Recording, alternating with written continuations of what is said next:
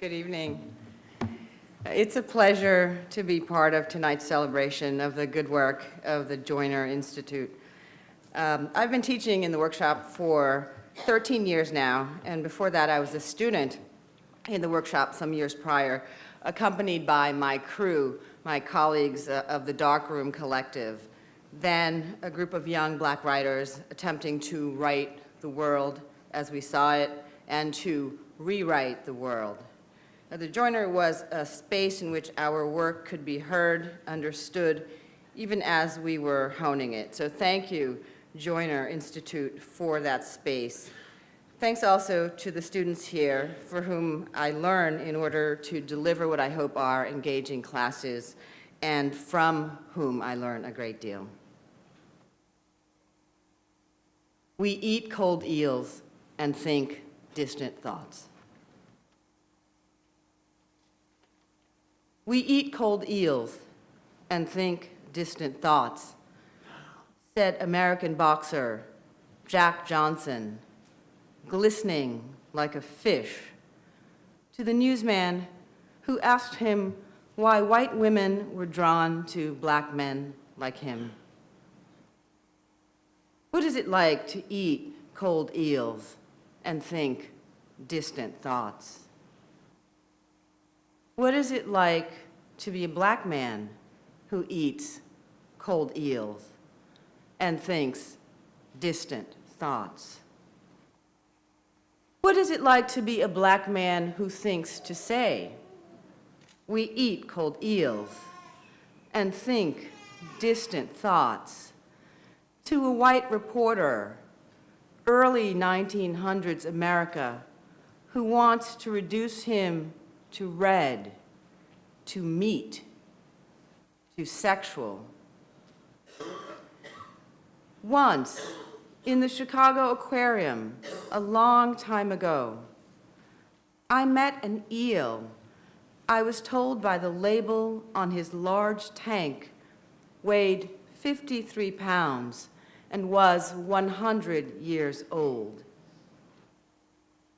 It looked at me with such a fierce intelligence through the glass and silty water of its address. Its gray, bald head, almost human. Its two lidless eyes. Its small nose holes. And instead of a body below its head, no body. Behind it, a tail of fluid form. One great muscle behind ears that were not ears, but also holes. Its whole body beating the slow, chilled rhythm that kept it afloat.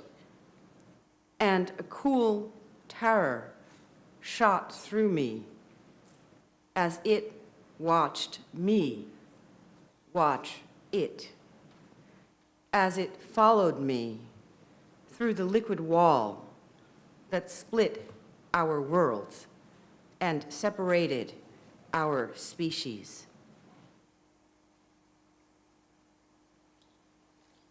Next poem is entitled Oral Exam.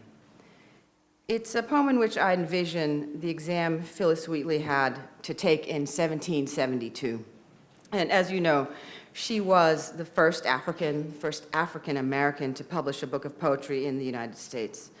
And before that, she had been published in London. And as the London book was being prepared, her team thought it wise to get some good blurbs. So the preface of her book contains an attestation from 17 of the most respectable characters of Boston that the poems were indeed written by Wheatley. They had examined Wheatley and thought her qualified to write the poems. These men of high station included the governor of Massachusetts at the time, Thomas Hutchinson, and the lieutenant governor.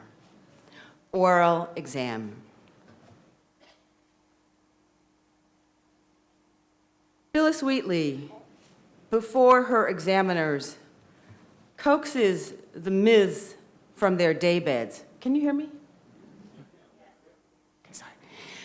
Coaxes the myths from their daybeds, retrieves the crescent moon, places it in the palms of their hands, draws the stars she beheld on the deck of the ship Phyllis as she left its depths, seized as Persephone from the earth. Which is the dark, and what the light? Where the land devoted to the god of day? Maybe the questions to determine this girl is not a talking dog, a fanciful parrot from whom divine sound spills like a glowing ember. Which gods act as gods and which as mere mortals? What quarry hangs like ice in air to be dissolved in her gaze? Now she binds reason and doubt, transects the great chain of being, the very stake of this, awake in the flare of an amassed awareness, in the systems of revolving worlds. I am thinking at once Orisha, as many as one can dream of, plus always one more. I'm thinking the flight home, the angel Jibril's 600 wings, the Senegambian stars, a mother's libation to the rising sun as an exuberant fragment of memory, of 7 as the number of her original years before the looping and infinite 8, the 8 that returns us to the room, to the 18 noteworthy men in question, and Phyllis before them, moving heaven and earth. And I'll just, thanks.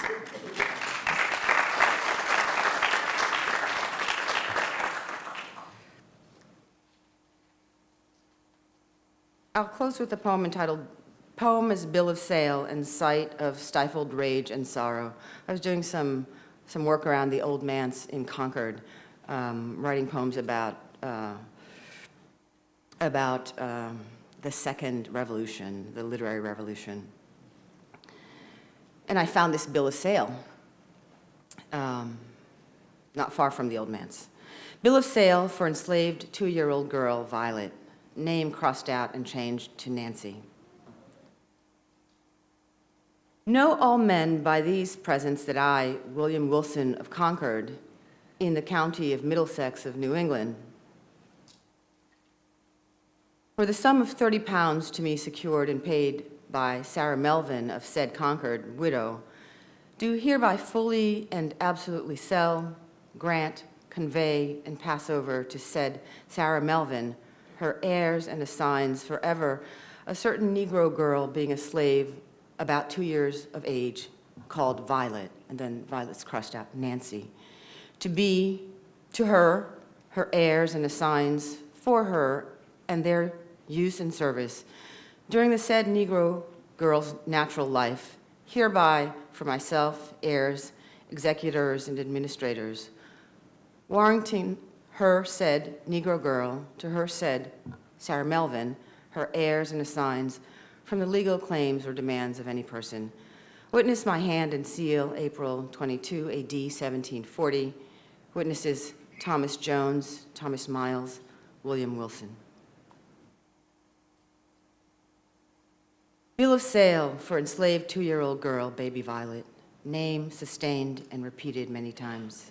Violet, Violet, Violet, Violet, Violet, Violet, Violet, Violet, Violet, Violet, Violet, Violet, Violet, Violet, Violet, Violet, violet, violet, violet, violet, violet, violet, violet, violet, violet, violet, violet, violet, violet, violet, violet, violet. Witness my hand and seal the day she is born. Witnesses, mother, father, midwife who brings this child into the world. Thanks.